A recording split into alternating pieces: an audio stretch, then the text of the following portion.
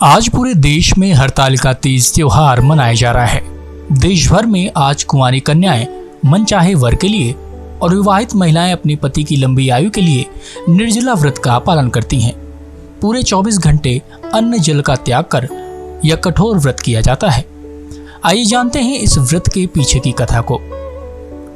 कैलाश पर्वत के सुंदर शिखर पर माता पार्वती जी ने श्री महादेव जी से पूछा, हे महादेव, मुझसे आप वह गुप्त से गुप्त वार्ता कहिए जो सबके लिए सब धर्मों से भी सरल तथा महान फल देने वाली हो। हे नाथ, यदि आप भली भांति प्रसन्न हैं तो आप उसे मेरे सम्मुख प्रकट कीजिए। हे जगत नाथ, आप आदि मध्य और अंत रहित हैं। आपकी माया का कोई पार नहीं है। आपको मैंने किस भांति प्राप्त किया है?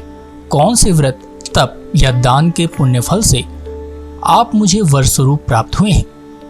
कृपया इसके बारे में मुझे बताएं। श्री महादेव जी बोले, हे देवी, यह सुन, मैं तेरे सम्मुख उस व्रत को कहता हूँ जो परम गुप्त है।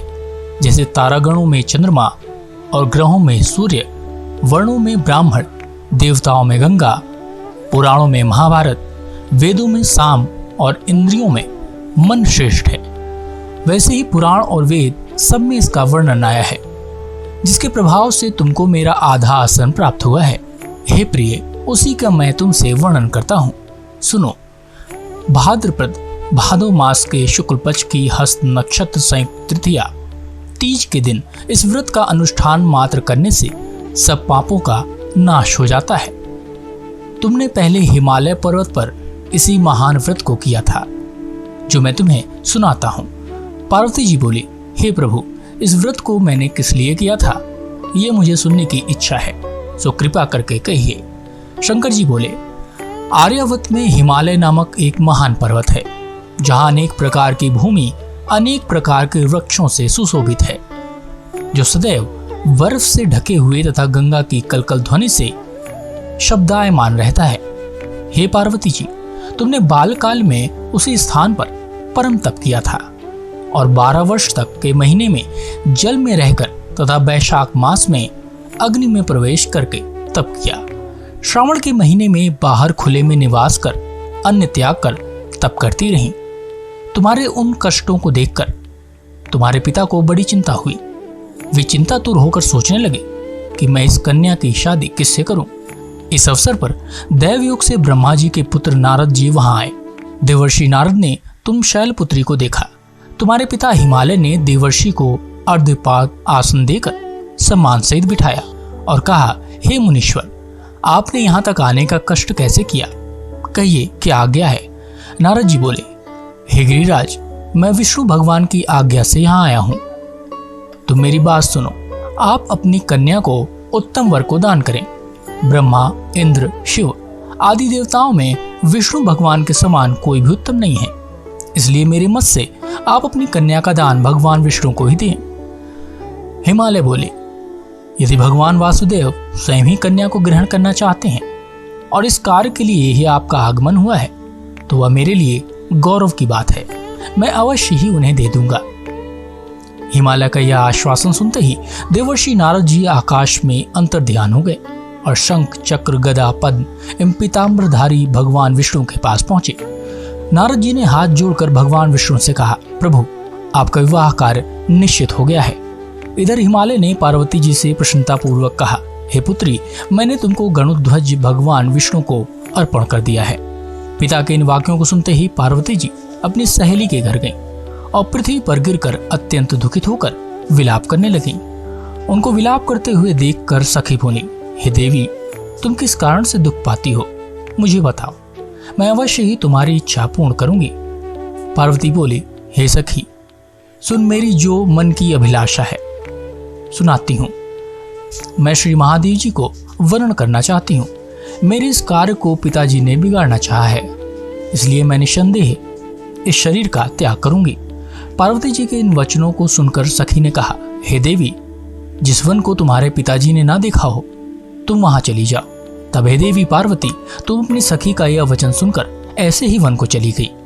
पिता हिमालय ने तुमको घर पर न पाकर सोचा कि मेरी पुत्री को कोई देव, दानव अथवा किन्नर हरण करके ले गया है। मैंने नारद जी को वचन दिया था कि मैं पुत्री का गरुण ध्वज भगवान के साथ वर्ण करूंगा। हाय, अब यह कैसे पूरा होगा? ऐसा सोचकर वे बहुत चिंतातुर होकर मूर्छित हो गए।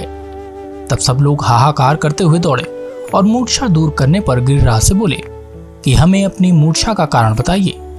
हिमालय बोले, मेरे दुख का कारण यह है कि मेरी रत्न रूपी कन्या को कोई हरण कर ले गया है, या सर्प ने डस लिया है, या किसी सिंह या वाघ ने मार डाला है। वह न जाने कहाँ चली गई है, या उसे किसी राक्षस ने मार डाला है। इस प्रकार कहकर गिरिराज दुखित होकर ऐसे कांपने लगे जैसे तीव्र वायु के चलने पर कोई वृक्ष कांपता है। तत्पश्चात हे पार्वती, तुम्हें गिरिराज साथियों सहित घने जंगल में ढूंढने निकले। सिंह, व्याघ्र, रीछ आदि हिंसक जंतुओं के कारण वन महाभयानक प्रतीत होता था। तुम भी सखी के साथ भयानक जंगल में घूमती हुई वन में एक नदी के तट पर एक गुफा में पहुंची। उस गुफा में तुम अपनी सखी के साथ प्रवेश कर गईं, जहां तुम अन्न जल का त्याग करके बालू का लिंग बनाकर मेरी आराधना करती रही। उस समय पर भाद्रपद मास की हस्त नक्षत्र युक्त तृतीया के दिन तुमने मेरा विधि विधान से पूजन किया तथा रात्रि को गीत गायन करते हुए जागरण किया। तुम्हारे उस महाव्रत के प्रभाव से मेरा आसन डोलने लगा। मैं उसी स्थान पर आ गया जहां तुम और तुम्हारी सखी दोनों थी।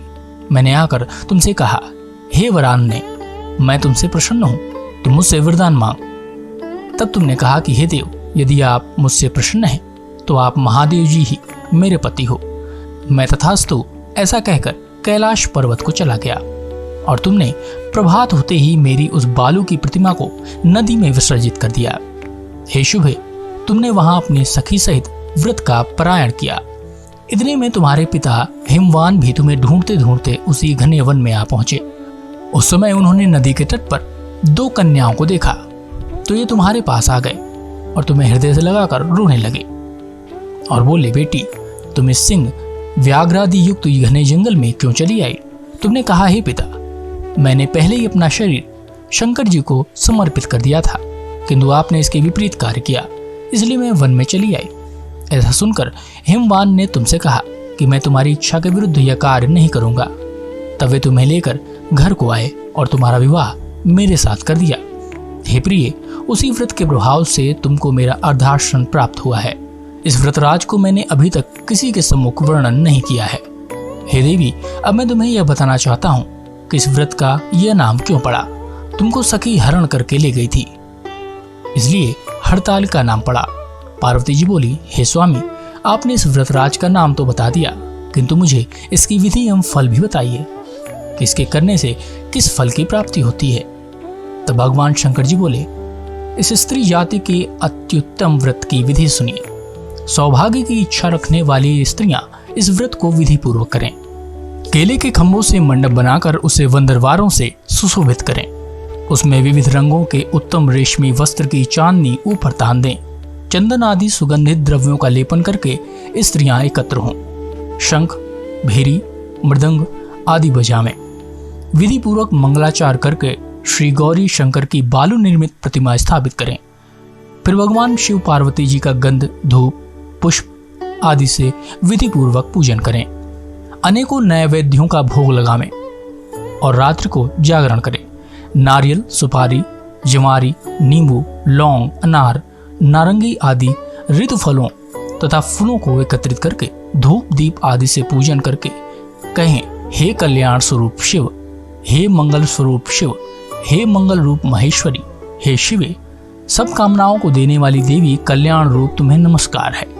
कल्याण स्वरूप माता पार्वती, हम तुम्हें नमस्कार करते हैं।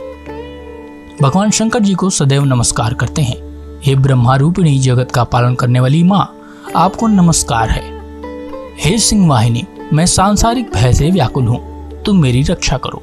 हे महेश्वरी, मैंने इसी अभिलाषा से आपका पूजन किया है। हे पार्वती माता, आप मेरे ऊपर प्रसन्न होकर मुझे सुख और सौभाग्य प्रदान कीजिए। इस प्रकार के शब्दों द्वारा उमा सहित शंकर जी का पूजन करें। विधि पूर्वक कथा सुनकर गौ, वस्त्र, आभूषण आदि ब्राह्मणों को दान करें। इस प्रकार से व्रत करने वाले के सब पाप नष्ट हो जाते हैं। तो ये रही हरतालिका तीज की कथा।